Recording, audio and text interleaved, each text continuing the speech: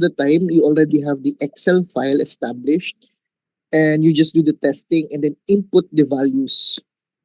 Even the errors, naka-indicate na siya minsan sa code kapag ka-establish na yung company.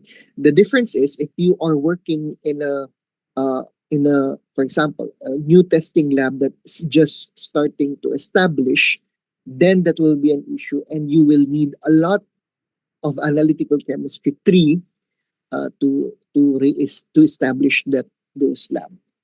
Okay. So kaya minention ko na si Anak M3 is very procedural and legalist. Okay. So first we have part 1 right here.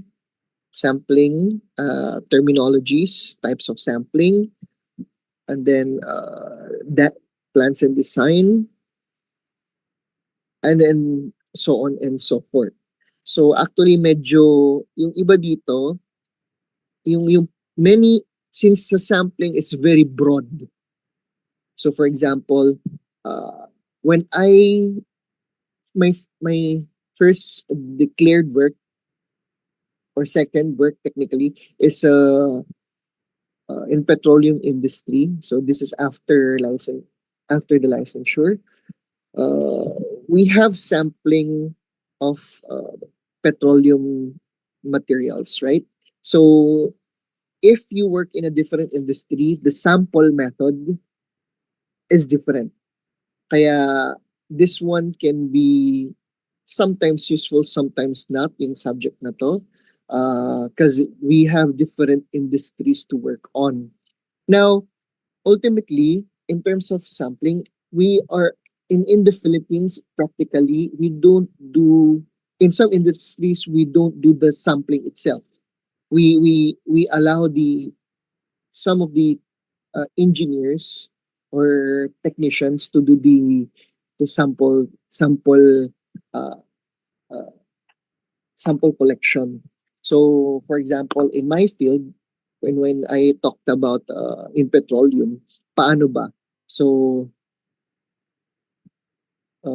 paano ba mag-whiteboard ulit dito? Kind of exit.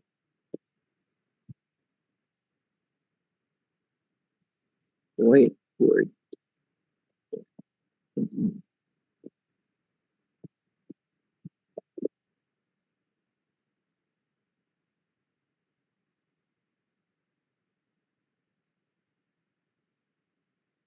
Can you see my whiteboard? Okay. So for example, we have what we call, yung sa petroleum, they store uh, fuel sa mga large tanks. Right? So let's say this tank is kasing laki siya ng burol, ganun kataas.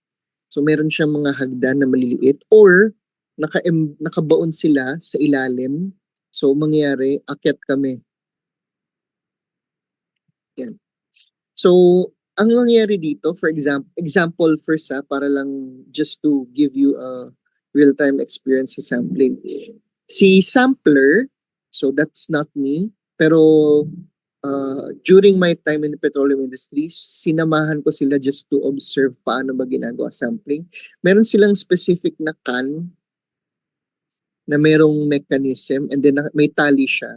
So binabato nila yun sa, parang may na-open na hatch, tapos binabato nila dyan or binababa. Hindi binabato, binababa. And then they collect a sample in the tank. So since malaki yung tank, paano sila nagko-collect ng sample? Basta lang ba dadangkot? In our case, they simplified the procedure into collecting top, middle, and bottom. So this case is for the tanks and yung mga barge, yung mga kargada ng barko na fluids. So this is ang tapos so merong silang container top, may container na middle, and then may container na bottom. And then this is yung sa sampling ng tank. So may term tayo dito. Later, dun sa mga descriptions, may madi-discuss to. And then from this specifically ang gagawin namin dyan is sa isang kukuha kami ng i-homogenize si top, parang i-blend yan, blend si middle, and blend si bottom on their own. And then magko-collect kami, collect ng alico, lalagay sa isang container, so part, top, middle, and bottom. After collecting all three, i-homogenize namin ultimately. And then from this homogenized sample, kukuha lang kami ng component na itetest sa lab. And yun yung, and this one is, merong tinatawag, ang term namin dito during the industry work is retention sample. So they stayed in the storage with code. So may code to. For, if I'm not mistaken, 6 months yata yung protocol sa amin before. Now, this is examples sa petroleum. How about other industries? So for example, in environmental lab, they have a different setup, right? Burahin natin. Clear page. In an environmental lab, kukuha sila ng sample, for example, river sa mga ilog, right? So, of course, maraming parts ng river. Saan? At the same time, ito ba ay dapat malapit sa mga industriya? Ito ba ay sa ilalim ng tubig, sa ibabaw, sa gitna? So, depende sa method na ina-analyze, depends on the type of the method, magdedepende rin or kung ano yung intent of the procedure, mag-change din yung collection. For example, if you're planning to collect sediments on water, you're not collecting sample from the top layer of the river, if it's a river, but close to the bottom, but not the bottom exactly. So, yeah, you need to read the method. If it's, for example, ASTM, then it indicates what kind of sampling method is required. So, especially for method development, we need to experience the other related methods and study it para ma-use yun. Others use the same technique as I mentioned, top, middle, bottom, and then they homogenize. So as I mentioned, it depends on what is the intent of the study. Others, they dun sila sa industrial effluents.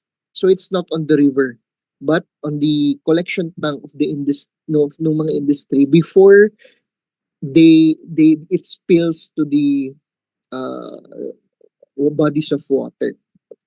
So those kinds of stuffs. And as I've mentioned, your sampling depends on what type of procedure you are doing. Now, the question is, meron ba akong personal na ginawa among any of those? Surprisingly, wala. Naki-observe lang ako kasi hindi ko daw trabaho yon. Doon ako sa lab itself. So maybe some of you will encounter that. Nag-interview rin ako ng mga students. Some of them nagkaroon ng ganung job or task sa kanilang industry work. So it can vary. Let me share screen. So any questions so far sa experience?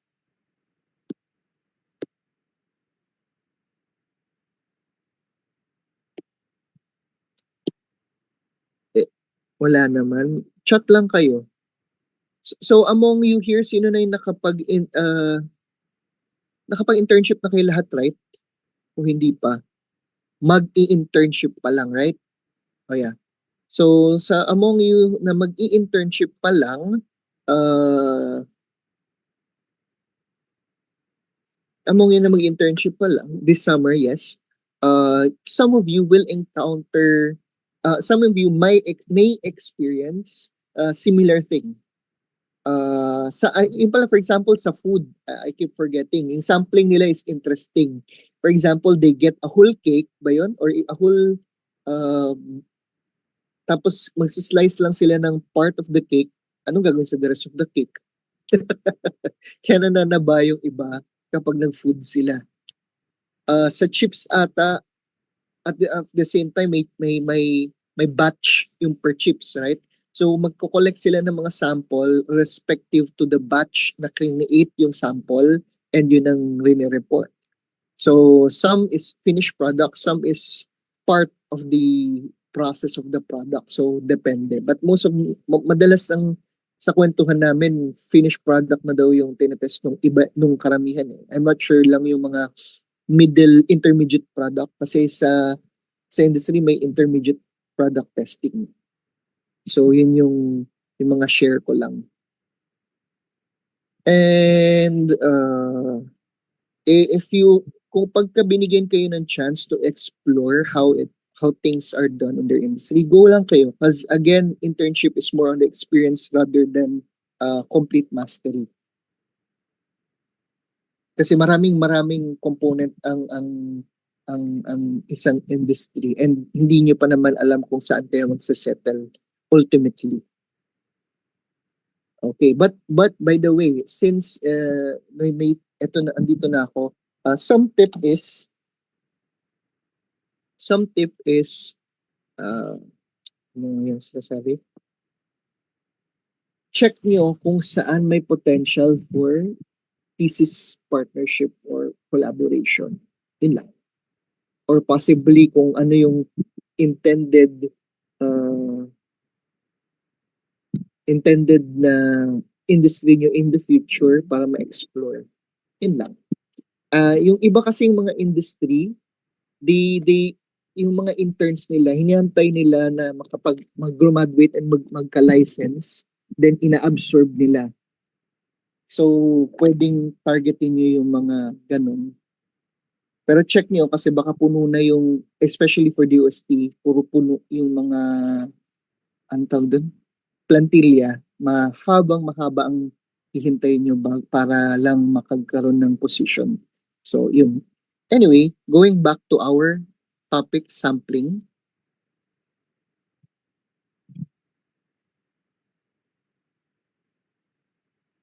Ano ba yung file? Here, yeah, sampling. So, in sampling in analytical chemistry is an integral part of the study. As mentioned here, ayan. Since if you recall in the statistics, right, yung sample and then yung population, right? So, ayan, validly relate to the whole. So, mahalaga yung part ng sampling. As I've mentioned before, yung example ko sa petroleum, what if we only took sample on top instead of including the bottom of the tank? What would happen? In petroleum industry, advanced sharing na, they need to study the distillation of the material. And remember, those that settle at the bottom, at the top is based on difference on densities, right? So, possible na maganda yung distillation ng samples on the top, but at the bottom, which is 1/3 or I cannot completely say 1/3 only, but at the bottom, nandun yung mga pangit na sa distillation. Mga possible to cause failure sa property of the material. One story is merong sample na nag-fail sa lab testing, but the problem is pag nag-fail hindi nila magagamit ng industry, right? So what they did is sa whole tank sa loob ng barko to let's say ganyan, basta somewhere sa loob yan, hinalo-halo nila yung sample to the point na every sampling na ginagawa nung nagsisample, petroleum engineer nagsample for us eh. Sa lab namin, halos paliit na yung differences nung value. Bakit? Kasi homogenized na halos yung buong tank and failed pa rin despite dun sa mixing. Right? So, ibig sabihin sa on the our part sa lab, wala namang error. May problem sila dun sa product itself. So, what if ang nangyari, hindi nila minix-mix yan, inalaw lang nila yung top, kinolect nila. Possible na magkaroon ng error, false positive na maganda yung product, right? So, just to make it into layman's. Okay. So, here it's mentioned that sampling is not ancillary, it is core. So, when we say ancillary, hindi siya support lang. It's, kung, as I mentioned, kung ano yung mangyari sa study na, sa test natin, yan na talaga yung data. Kasi supposed to be sample na tinetest natin is representative. Right? Now, careful with the word sample, alico, kasi in legalese, as I mentioned, very legalese and analytical chemistry, they are very particular. Kaya ayoko yung topic na medyo na part na to. So, if you want to be more precise on how to use the terms and legally represent them, although I would tell you even sa court, hindi nila alam yung legalese ng chemistry kasi special ito. It's good to read yung mga pinakita ko na PDFs, this na ito, and then the other one. Yun. Okay. Ayan. So instead of an instrument-centric or theory-centric, it's more on the process-centric.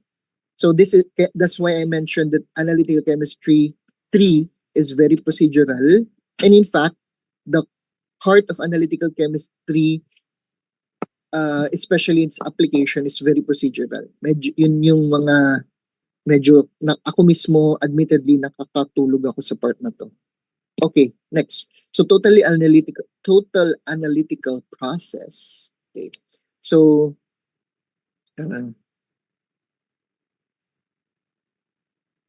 ito yung okay lang magtagalog, no? Kabuuan nung proseso. It's not just how to get the results, but it includes the entirety. Because again, as I mentioned earlier, from sampling, our analytical chemistry already started. Yan.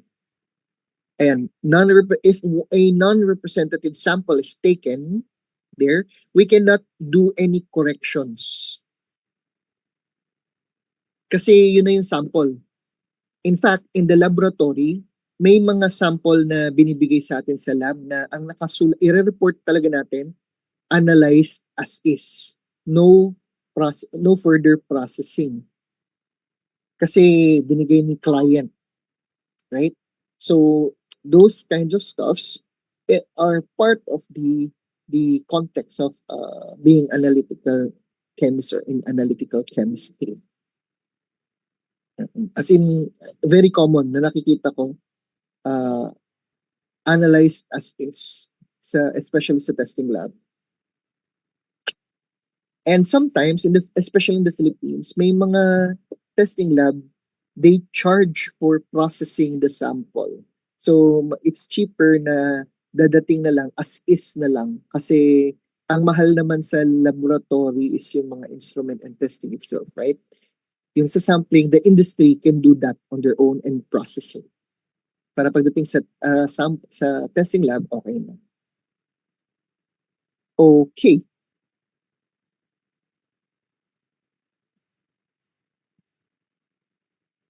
So here we talk about where errors originate in the sampling. Okay. So it mentions here heterogeneous systems, which is basically almost everything, kasi mga consumer and industry related to. So we have environmental samples, food, powders, industrial materials. So these contributes to the errors. And if you remember during last time when we did the calculations for the uncertainty, may factor rin ito. So here, yeah, misleading results when sampling is inadequate. Oops. Okay, so in sampling, the representative is a central objective there. Uh,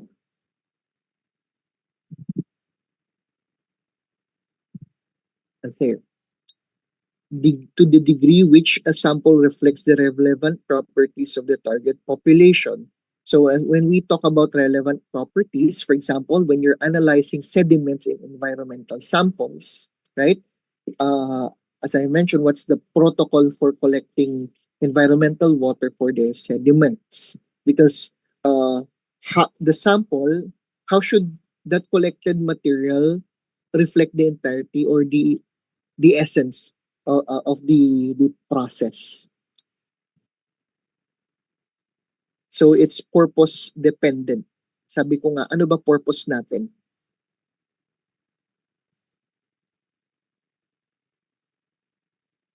So if we fail on this part, then we will have biased conclusion and our data is basically invalid.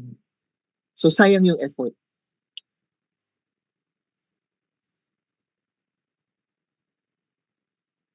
So here we have the context fitness for the purpose of sampling. Here it highlights a larger context and appropriate for the decision or purpose, uh, risk, cost, and variability, and the regulatory context, which is, for example, if it's for FDA, if it is for uh,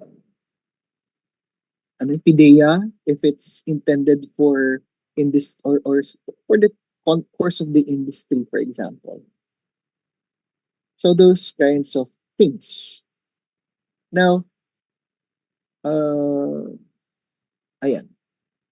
In the industry, they already, yung, unlike sa lecture na ginagawa natin, if you try to work in the industry, they already have as I mentioned, they already have the procedure kasi routine task na sa kanila yun. So, unlike in our stage where we establish how to, mas madali na lang yung part na readily available na. Kasi na-check na nila yung mga errors din sa kanila. Okay.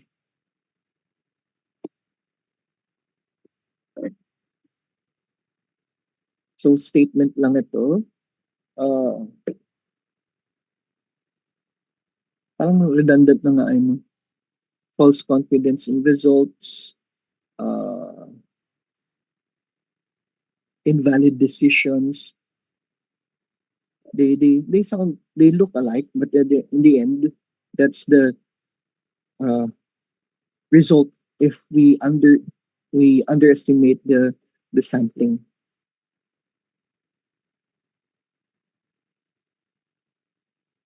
So here, in terms of regulatory, the sampling itself is a technical activity, as mentioned there. They do the documentation, as I mentioned in our report in testing lab. For example, we test if it's tested as received, sampled by us, a branch of the laboratory. What kind of sampling method was used? Is it MDL, referring to top, middle, uh, bottom, or lower portion of the barge? Yung iba sinusulat nila barge type. So I think it's part of their description sa legal contract. That's why I mentioned it's becoming legalese or legal, and sa quality assurance.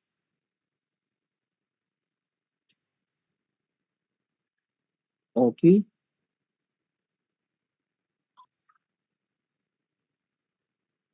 So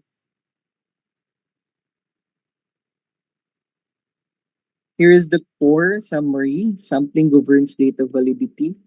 Representativeness is core objective. Sampling error dominates the uncertainty. And then sampling must be justified. So next is standardized sampling terminologies. So as I mentioned, mayroong ingat sa pagtatawag ng mga terms. Kasi in this case, for example, in traceability, ano bang portion ang tinutukoy natin when we talk about the gross sample, the lab sample, or the aliquot that we're testing. So here we have the types of sample materials. Of course, these kind of thing is nakita nyo na sa uh, previous analytical chemistry discussions. We have certified reference material, control sample. So, sample ng control sample, ano ba? Di ba yung mga, ayan, in-house na siya sa laboratory. So, we have the spike sample. In chromatography and uh, spectroscopy, we do spike sample readings. I'm not sure if you already encountered calculating this one, but this one we could use yung ano ngayon? Yung term doon, single standard quantification. Yung may F factor, if I'm not mistaken. We also have the blind sample. So this one, ginagawa to, actually parang hindi ko nga na-experience yung blind sample kasi iba yung gumawa sa amin. But anyway, yan. So known yung content niya, hindi lang alam nung nag-a-analyze. Ang nakakaalam lang yung either head or yung chief of the quality control. So there. And then we have the test sample. Of course, we also have here population lot and target population. What are we referring to these? Population is the entire set.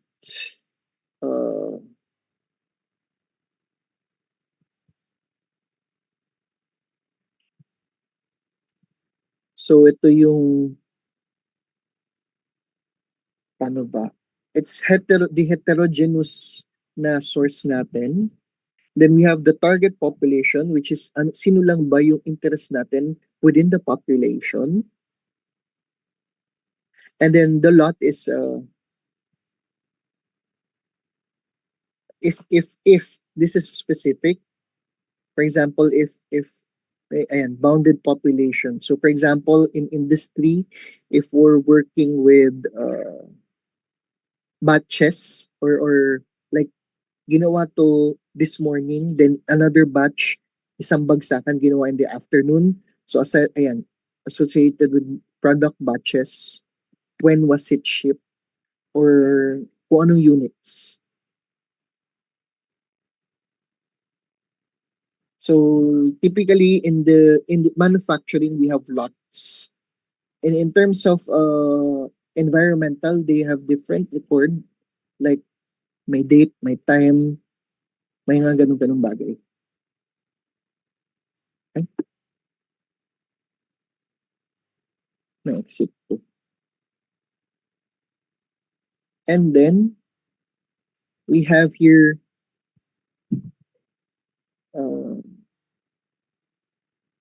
gross sample. So this is combined increments. So we took incremental increments Ito nga, mayroon siyang may at specific time or location just to get a representative to get, for example, in heterogeneous material. For example, sa environmental, yan. They take increments. Same sa MDL, sa MDL ba yun? Sa T, top, middle, bottom of the tank, for example, those are increments.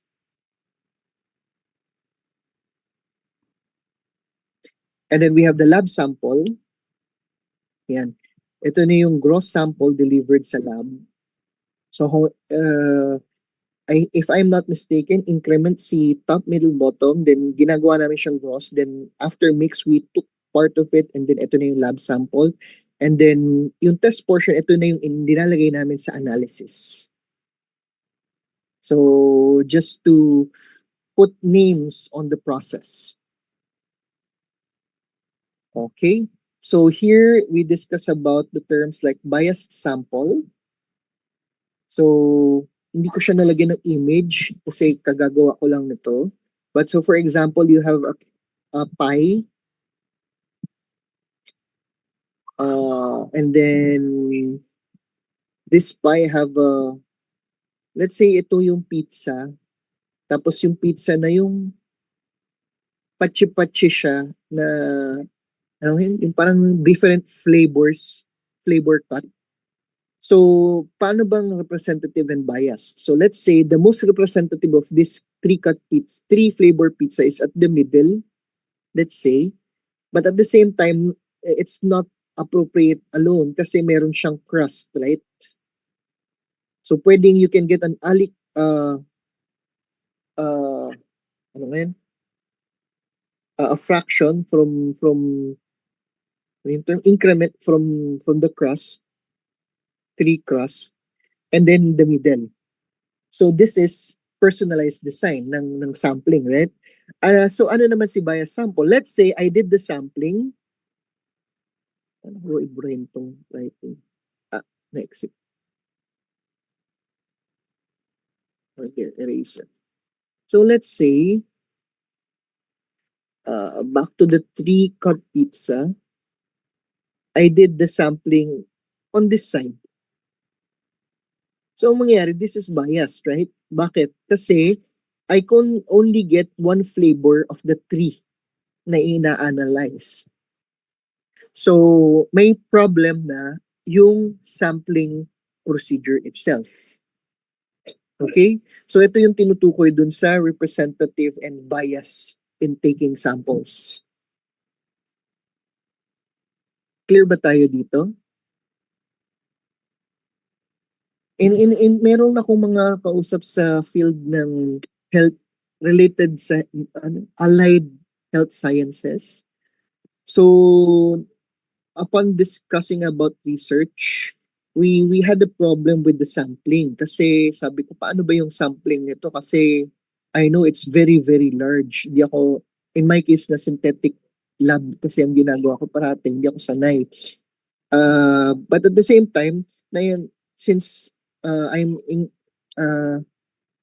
immersed naman ako doon sa field, marami naman sample sa laboratory. So what we need to do is, for example, ano ba yung i-clarify lang muna namin is yung objective first. What are the objectives? Who are the targets? And what are the limitations of the study? Then after that is, doon lang kami magsiset ng papaano yung sampling strategy. Okay? So, yun yung concern dito.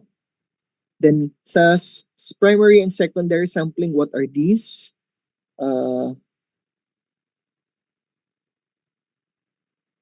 Ito yung, ayan, yung from the field, ito yung field sample, primary sampling. Then, we have the secondary sampling. Ito yung, for example, if you're working in a mining or let's say MGB, kumuha sila ng field sample, primary sample. Then dinala sa sa isang what do you call that? Sample preparation area nila na tinatawag. they do the subsampling where eto na yun, hinahati-hati nila, ginigiling, milling is ginigiling, and quartering is pinaparte-parte. Kasi, again, if it's a mining industry, for example, kumuha sila ng isang tipak, it's heterogeneous, right? So we cannot analyze that. Kaya kailangan nila ng secondary sample or subsampling. And then they do the homogenation after subsampling. So ito yung homogeneity or heterogeneity. Uniform defined limits and the scale of interest. So the heterogeneity could arise from what are the causes, particle size, separation, segregation, and the variations sa time. Now, in the case of heterogeneity, there are many ways to describe this. Why? Because it depends on the sample and the study. So, ayan. Sabi nga dito, in real world, sampling design is critical kasi maraming heterogeneous dyan. Kaya nga, unlike in synthetic laboratory, may heterogeneity pa rin doon pero mas pure compare naman sa natural and world samples. Now, here is one paper, Peter G. Ito yung paper niya.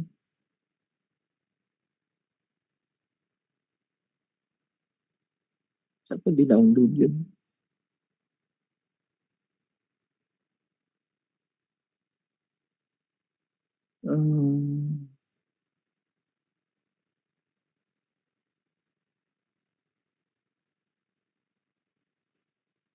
Hindi ko maalala kung di-download yung paper niya.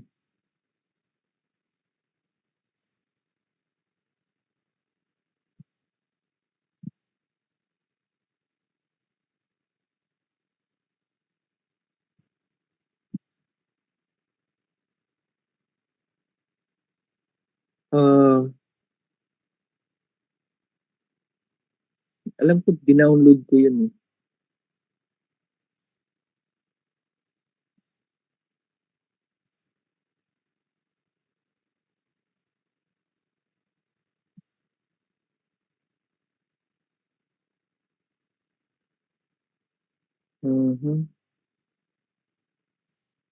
Search ko na lang. Hindi ko nga kabisado yung pangalan. Peter G.Y.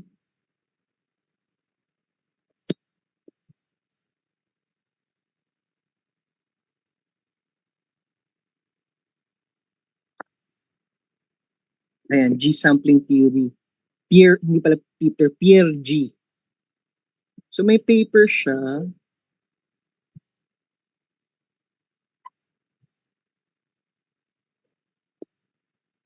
May PDF niya.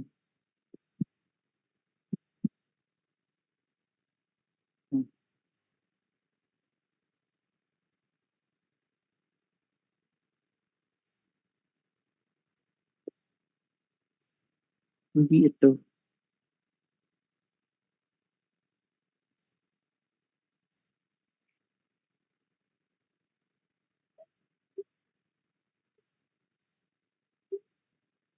Hindi ko mahanap eh. Pero yun, dinescribe niya yung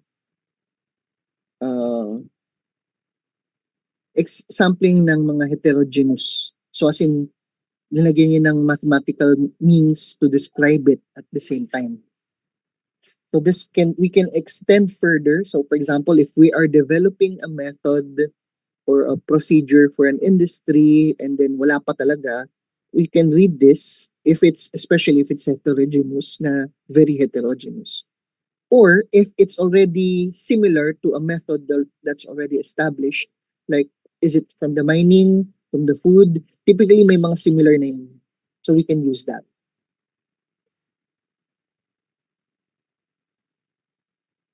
So there. So sampling units and decision units. So this only refers to anong container, yung location, time point, like ano bang type ng container? Is it barge, for example, batch, And then of course, yung this regulatory compliance kung ano yung allowed. So actually, hindi pa tapos yung buong introduction. Hindi ko kasi nabuo yung paggawa ng PowerPoint. So anyway,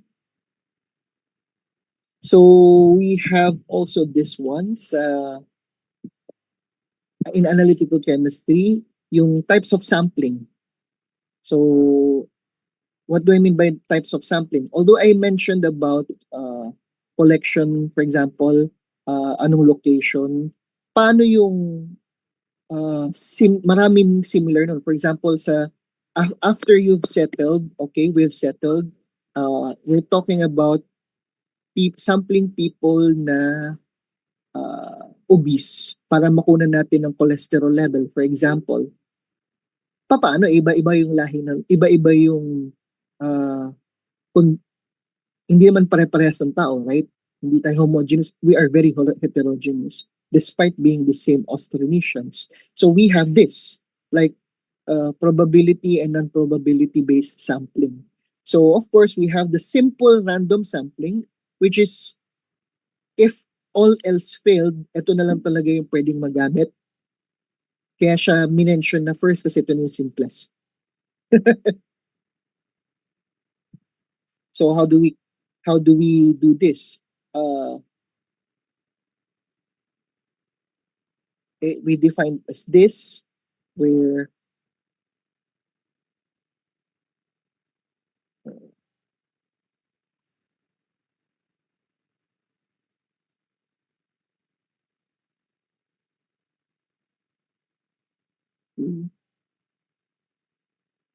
so we have a population size capital N, and then yung N units niya. So parang this is just a probability nga.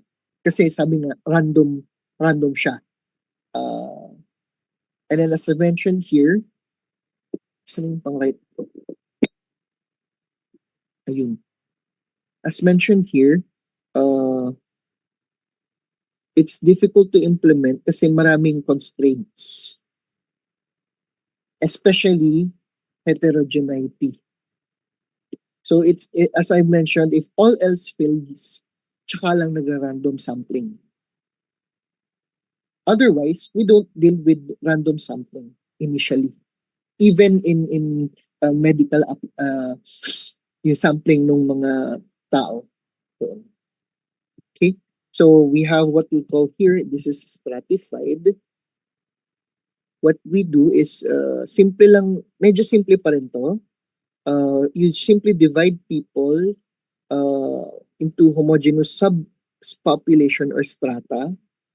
Now, the problem here with stratified sampling is how do we consider it as the appropriate strata for stratified sampling?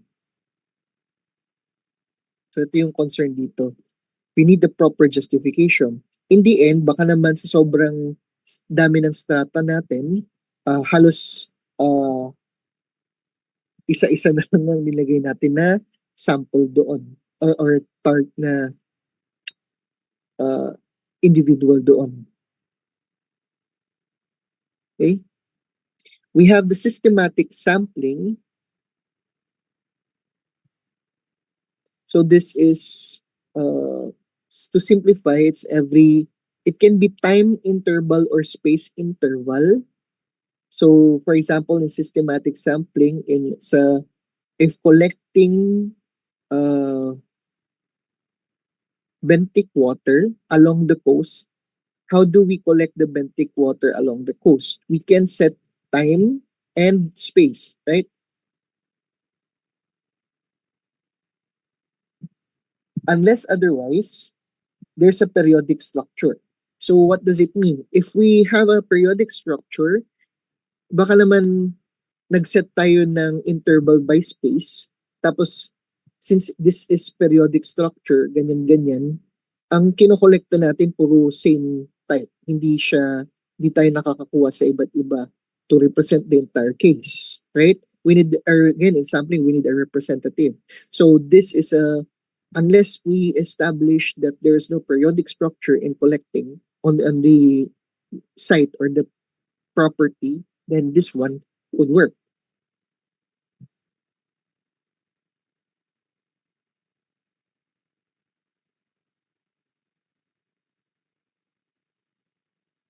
Okay, then this one is a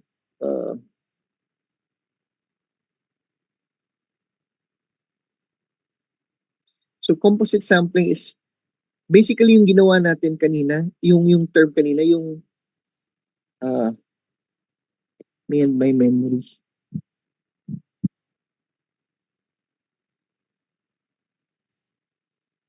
Yung kapag minimix natin, I'm not sure if there's a distinction between gross and composite sampling. Kasi in our lab we use composite. Like yung top, middle, MDL for example, bottom, composite sample ang tawag ko usually. Even in material science, right?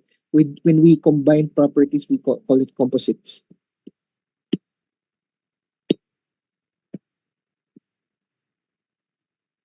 So yun yung terminology dito.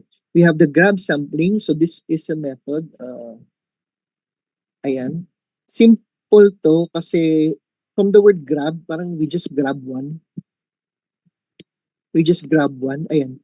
One time and location without replication. So, this one, if the sample is homogeneous, it works. So this can only be used, sabi dito, preliminary. So, hindi ito best, but parang, actually, kapag magtanong ka lang sa labas ng tao, tapos pagka-uwi mo magtanong ka, that's parang grab sampling. Kasi it's like random. So,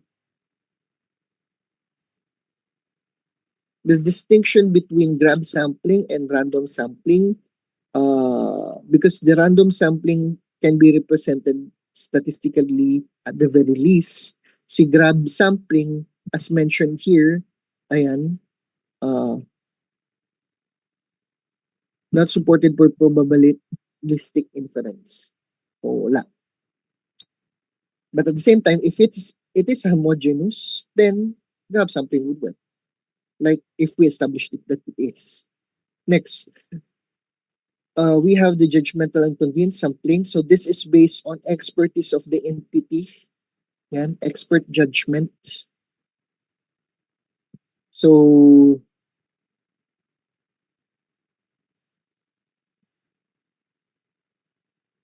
paano ba to yan?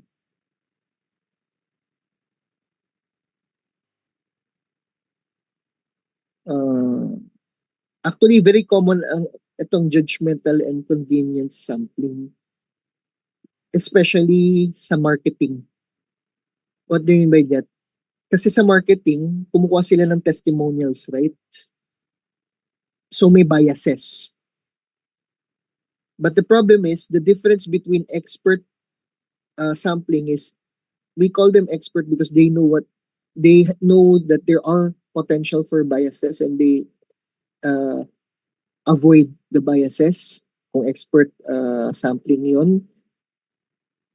And ang goal lang nito is to interpret qualitatively. So possibly this is just to check, for example, we are looking for possible bad product or output. So ano ba yung mga possible? Yung iba kumukuha sa bottom nung set. Kasi usually, sabi ni expert, kasi madalas nandun yung problem. So kapag may problem dun, tsaka na lang nila sila mag-check ng buong batch kung may issue. Parang ganun. So this can be just subjective, but sabi nga, depende sa expert. Baka sa sobrang tagal niya sa industry and na-try na niya lahat, alam na niya kung alin yung, kapag nagka-problem, meaning may problem yung possible na magka-problem yung entire batch. Right? So this one, I'm not sure how to represent this in research, but most of the time, this one is useful if if we are looking for problems or a good target. After judgmental or convenience sampling, tsaka tayo magawa ng other systematic or proper statistical sampling. Ganun. So, in selecting sampling type, what are the considerations? The considerations should what conclusions should apply, what are the acceptable uncertainties, cost and operational feasibility. This, in terms of cost and operational feasibility, as I have mentioned, judgmental and convenience sampling is the cheapest. But at the same time, if you don't have any expert or yung parang sanay na sa routine, you cannot make that one. Then, of course, regulatory or accreditation requirements, which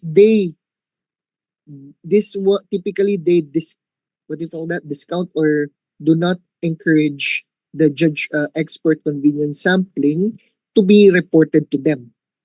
Because again, in terms of fallacy, it's fallacious to rely on an expert that they do not know. At the same time, since they are regulatory, presumably they are regulatory, we should be give a more scientific report. Ganyan. Ayan, kaya sabi, when compliance decisions are required, regulatory accreditation, probability-based sampling is preferred. Yun lang. Okay. So, that and ito yung mga basics as I mentioned. Share screen. And in terms of sampling, there are a lot more to consider. As I mentioned, it can vary depending on the field, right?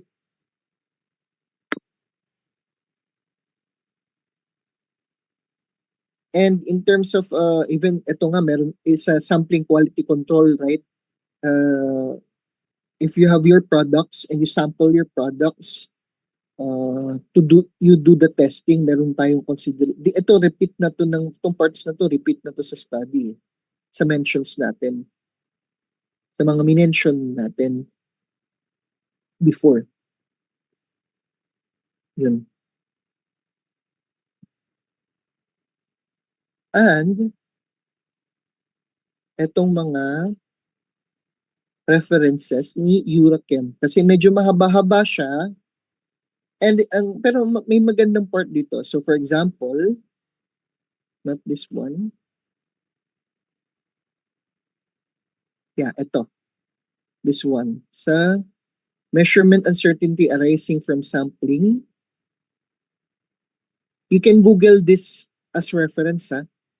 You can Google this Eurochem references, downloadable lahat ng Eurochem references. Meron silang example sa bottom there, nitrate in glasshouse grown lettuce or dissolved iron in groundwater. So anong gagawin doon? Those are sample cases. Saan yung sample case?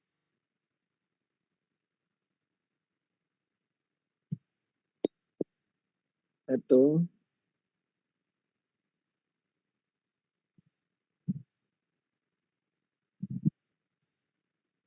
Yung sample case.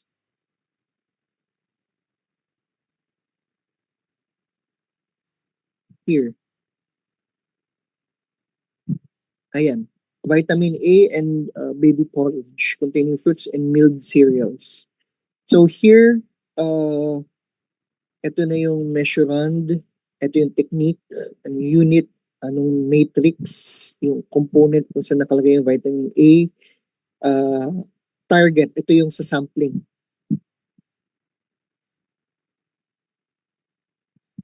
Then uncertainty estimations, how to do the uncertainty estimations. So meron siya may protocol na siya dito, like sampling protocol.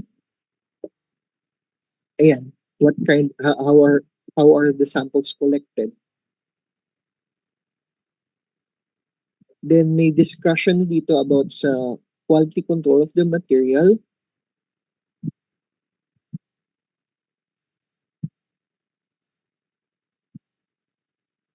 And then here is yung validation. So minamap nila.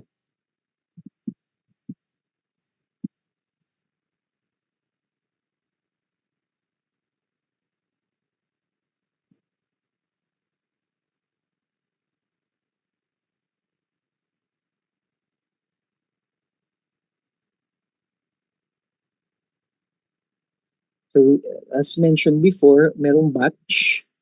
Ito yung sample and then test sample. Breakdown nila. The analysis and then the values.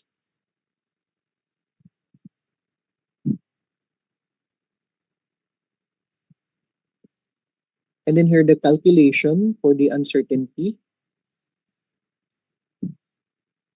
So it's similar to what we did, but this is specific for this is not specific. Yeah, specific, but a full case for that material. Yon. And then here I think meron pa dito, ayan, sa quality control.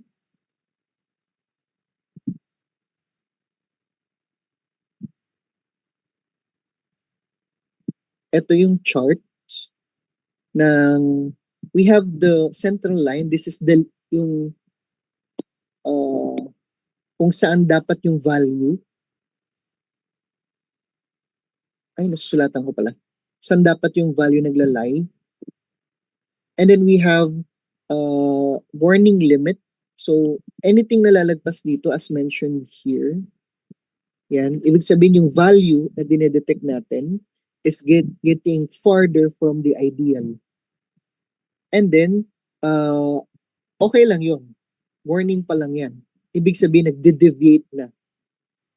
Then action limit is ito. Ibig sabihin, dapat may gawin na. Possibly, off na yung process. Baka merong kailangang i-recalibrate or pwedeng yung merong sira, may expired among the arrived component na i-compound, for example. So for example,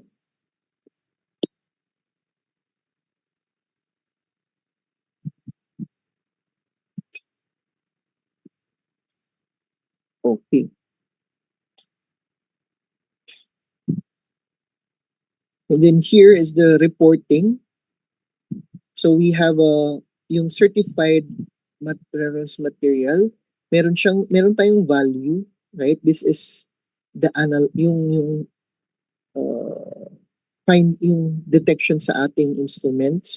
Of course, meron ng value ito itself. And then we compare it using our analysis. And then the analyzed one, ito yung sample natin. Basically, measurand and the uncertainty.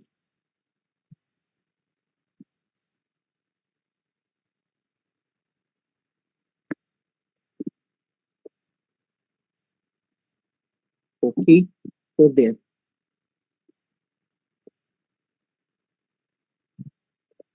So, marami pa siyang samples as you check on the dun sa dito. Saan yun? Ito, sa table of contents. Marami siyang samples. Ito yung sa A4, vitamin A, cadmium in agricultural,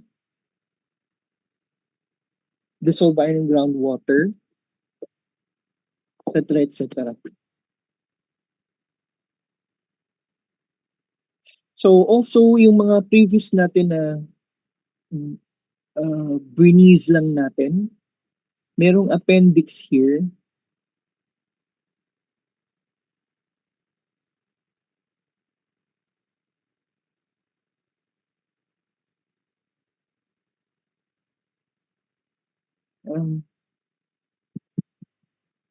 Saan ba yun? Ito, merong cause and effect diagram para ma-review kayo how to this ano bang considerations natin, for example.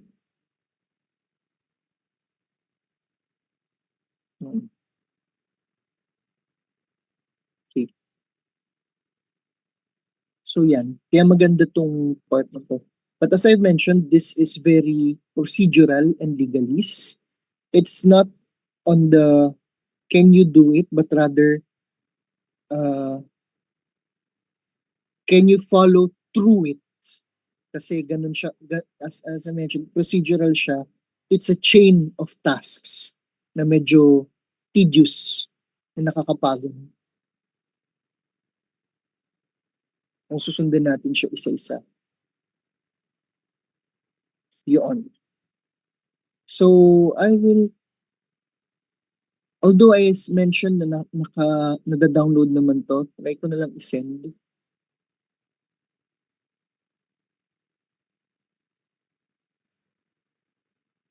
Share. Messenger. Yun. Ayun.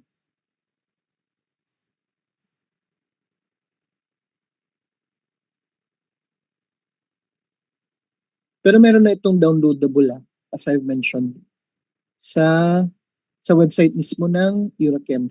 Now, other references I used, merong marami dyan, including Harris. Hindi ko lang maalala kung saan ko nabasa yun. Ayun. So, there.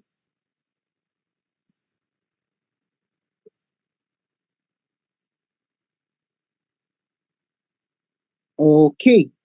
So, run down na natin yung about sa sampling.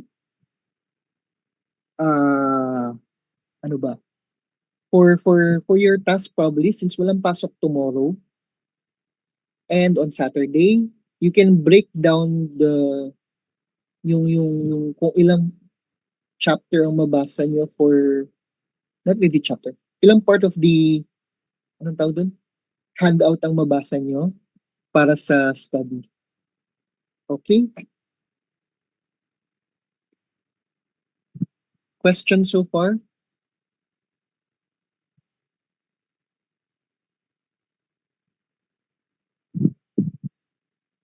So after this, tapos na tayo. Although, as I would like to apologize kasi hindi naman ito yung buong Anaheim 3. I'm still building up materials for Anaheim 3.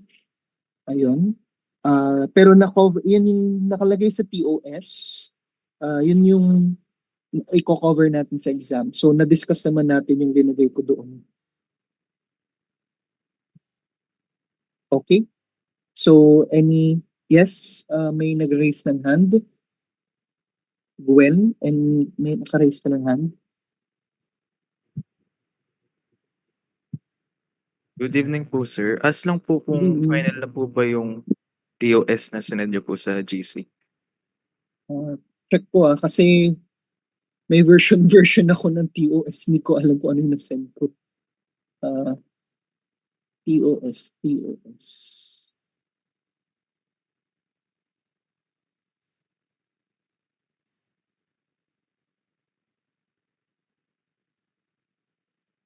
Yes.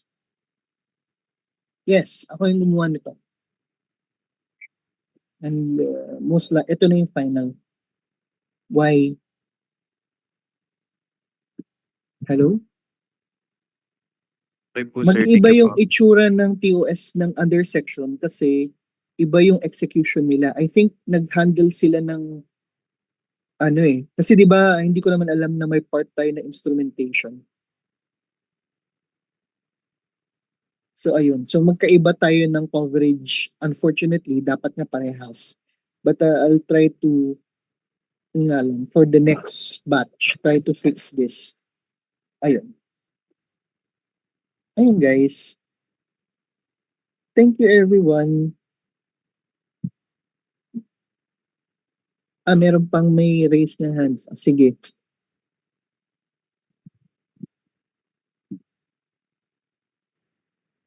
Good afternoon, sir. Sir, so ibig sabihin po ba magkaiba po kami ng iti-take na exam po for finance?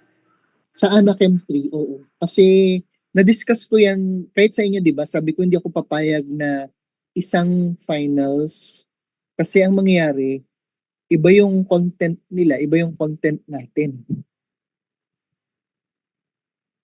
Hindi kami nagparallel. And then, ang nangyari, hinabol ko lang si chromatography. Hindi ko alam kung gaano ka-extensive yung chromatography nila. Or baka naman, yun, hindi ko alam kung ano yun.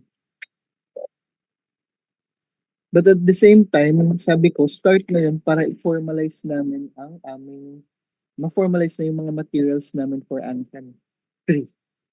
Which, to begin with, wala akong materials, kaya eto, medyo ginagapang ko yung materials natin.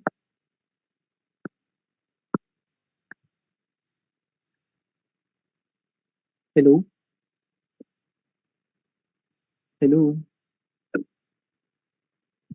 Clear, hindi ba ako naputol? Thank you, sir. Clear naman Okay. po. Yun, guys. Thank you.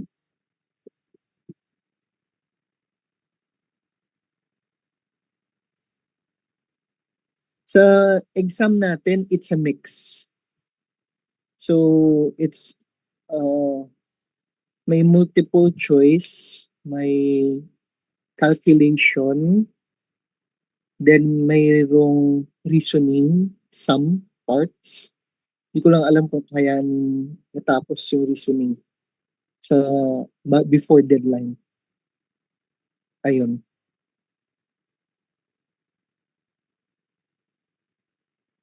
Okay lang. Nakalagay naman dun sa TOS yung difficulty ng topic. Actually, hindi naman directly difficulty yun kasi yung nakalagay sa TOS, application, understanding, analyzing. Well, analyzing and evaluating can be difficult pero depende sa tanong, di ba? Baka ang tanong technically evaluating pero madali yung concept. Tapos meron dito understanding, baka mas mahirap pa kasi ang complicated ng concept, di ba? So it varies. Yun lang. Okay? So like just be prepared na yung like nung ginawa natin last time, meron tayong sinundan na case, right? May lalabas na parang ganun. Kasi ano siya nandoon yung context na yung sa fish diagram, cause and effect, Ishikawa diagram, hihanapin natin kung ano yung mga causes ng uncertainty. Then we do calculations sa uncertainty. Then we, etc. Yung sa proper reporting. And then sa sampling, ano ba yung considerations, etc. etc. Right? So yun.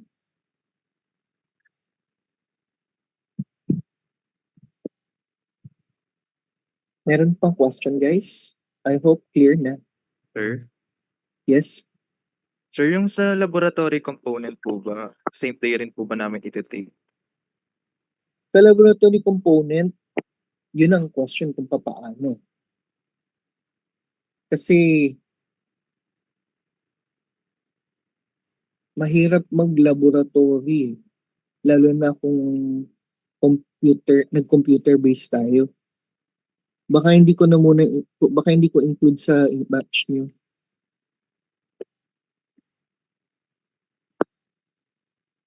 Hello? Bali, hindi na po ba namin siya iti-take? Yung sa lab part, baka isang grade na lang kasi isang syllabus rin naman, isang grade. Pero ang recommendation ko nga, i-separate na yung syllabus para understood na different, magkaibang faculty ang gagawa. Originally kasi sabi ko isang subject lang, 3 units. Or 2 to 3. Hindi ko akalain na bibigyan ako ng pati lab kasama. 6 faculty units pala yung equivalent na tinutukoy nila. Ayun.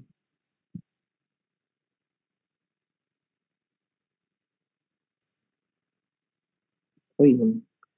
So, baka hindi na natin i-cover yung sa actual lab. Ang gawin ko na lang parang hybrid na sa written exam yung content.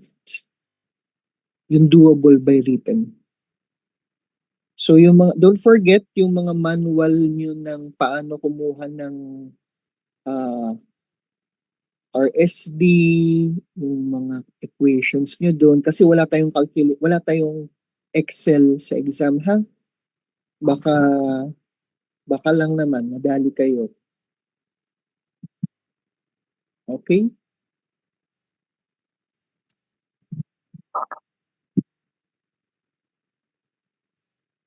Or possibly, ang finals ng laboratory is output na lang para meron naman talagang task na magawa. Hello? Hello? Okay lang ba yun? Okay. So, yeah. Any other clarifications? Hello, sir. Yes. Another question po ulit. Sir, since dun po sa mga ChemStat lab po natin na activities, parang napakadami pong equation. Sir, hindi po ba pwedeng magkaroon po ng formula sheet, ganun po? Ay, sige. Mag-formula sheet. Ano na lang, gawa kayo ng isa, tapos photocopy nyo na lang. Sige po. Thank you, sir. Tapos, syempre, titignan ko kung approve. Kasi baka naman masyadong giveaway. Kasi yung iba, hindi formula yung nilalagay, pati explanation. Sige, yun lang. Pero sa board exam, wala Walang ganun-ganun. Meron sila minsan sa board exam nasa likod, pero hindi ko siya ginamit. Kasi iba yung format ng writing ko na nasa isip kaysa dun sa gamit sa likod. Yun. Ganun yun reminders. Masya. Any other question po? Sir, ano Yes. po yung size ng formula sheet? Ano yung? Ano po yung size po? Actually, wala naman sa size yun eh. Minsan malaki sulat. Minsan index card lang sinasabi pero sobrang liit ng sulat. Lahat nandun na. Basta formula lang, walang explanation. Okay. Kasi yung explanation, nandun na yung principle. Baka yun na yung sagot eh. Okay? Yun lang.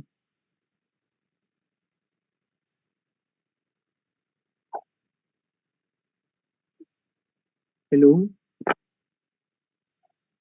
Okay na ba? May tanong pa.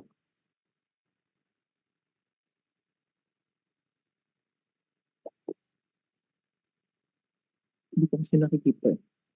Okay, wala namang naka hands up. Sige. If there are no other questions, kahit sa topic natin, okay. Yun lang. And thank you guys. Hope na kapag na-handle ko kayo next term, hindi yung subject na ng mga tao. Okay. Pero ang binigay sa akin daw is advanced organic chemistry. So okay ako doon. And then while ginagawa ko yung mga subject sa atin, I nag-volunteer na ako na i-build up yung material for Anachem 3. At the same time kasi very procedural and legalist si Anna Kempton. Weird siya para sa akin. Hindi kayo. Kung tapos na kayo. Sige guys. See you next week sa... see you ba yun? Iba yata yung proctor niyo, hindi ako, no? Hindi bawal yata yung proctor and faculty mismo ng subject. Sige, good luck guys.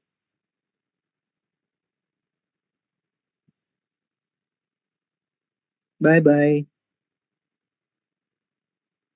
Thank you po, sir.